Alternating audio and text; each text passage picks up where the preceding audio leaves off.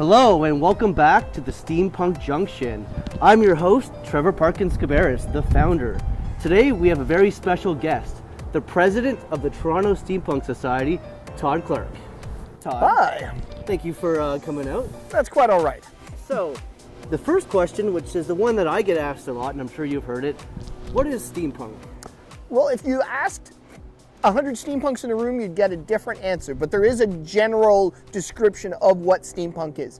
Generally, it's based in a Victorian era science fiction. It can be retro-futuristic. You can stretch it off in many different ways, but if you think about movies like League of Extraordinary Gentlemen or Wild Wild West, almost anything that's Jules Verne-esque set in the Victorian era could be considered steampunk.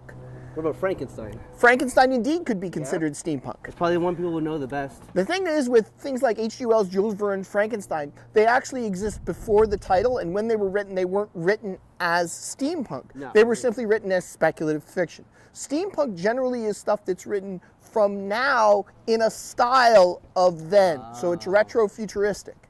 It's what they would have seen as being futuristic in the Victorian era. But if somebody had asked you, why do we dress up? Well, why wouldn't you? We dress up mainly because we're geeks, we're costumers, we're cosplayers, and we like to get dressed up and hang out. Many of us can't afford Stormtrooper outfits or Klingon outfits, or we don't necessarily, we're older, we don't have the shapes to wear Superman outfits or Batman outfits. We can wear this, anybody can wear steampunk. We get from the very young to the very old, and we just look classy. Now, like one thing I've kind of mentioned, I don't know if you agree with this, there is cosplay, but then steampunk, you could say, is not cosplay. It's just a style of clothing. It can be a style of clothing. You can be steampunk in your everyday life and just wear it. Yeah. You could go as you just wear it if you're working in an office building. You'd be very well dressed. But in many cases, I don't wear it when I'm not going to events. So for me, it's more costuming or cosplay. Okay. Because I work at a hospital. So I really can't wear vests and pocket watches at the hospital. You could, but it might not, you wouldn't fit in, so it's not.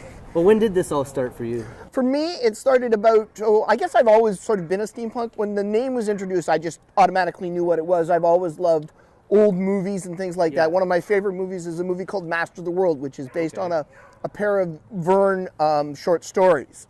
Interesting. The movie stars very young Charles Bronson and Vincent Price, but the movie is very, very steampunk. It's about a man on an airship trying to stop war by destroying all the armies and navies. Yeah. For the society started about 8 years ago. It was started by a couple of young women who had a conversation on an events page and decided to start a group of people that enjoyed it. We weren't the first group in Canada, but we are the longest group running. In Toronto? In all of Canada. Oh. In all of Canada. There was one group that was before us, but they lasted about a year. What were they called? They were out in Vancouver. Yeah. I believe they were Steampunk Vancouver or something along that line. Makes a lot of sense. Yes. Well, when did you join? I joined about 2 months after the group formed. Oh, so you're I'm an old member. At this point. I'm a very old member. I'm not an original member, but I am an old member. Fair enough. Well, what is your favorite steampunk movie? I think you said that. It's hard to say what it is. One of them is obviously Master of the World. Yes. A true steampunk movie, I would probably have to go with something like Steam Boy, which is an anime, but it is the very heart of what steampunk is. What do you think of Wild Wild West with Will Smith? It's actually a very good steampunk movie. I enjoyed it as a movie because the old TV show that it's based off is a great deal like the movie. It's corny, it's kitschy, it's spies with gadgets in the Old West. Fair enough. I know that movie got a lot of hate, but I thought it was a bit of a silly movie, but I guess that's what they're going for. Well, that was the point. If you have the TV shows like that, then the movie should be like that. Yeah, fair enough. Where do you see the steampunk community growing into? There's always been attempts, or there always is attempts to bring it more into the mainstream, and there is some resistance against that. Steampunk movies have generally not done terribly well box office-wise. It will probably maintain as a relatively small part of the costuming and geek community, and we will flare up on occasion in the mainstream. You occasionally see us flare up in fashion magazines or something like that, or a TV show like Castle or NCIS will have an episode where they go talk to steampunk people, and it'll be a very minor plot point. But what about that show Steampunked? Steampunk, it's another reality show.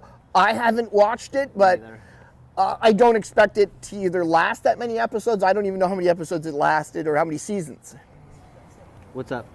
One season, says Paul. Okay. My point exactly. All right, well, that sounds great. I think that's all I needed for today. Thank you very much Thank you. for coming up. To all you at home, don't forget to bring old-fashioned back into fashion. Till next time.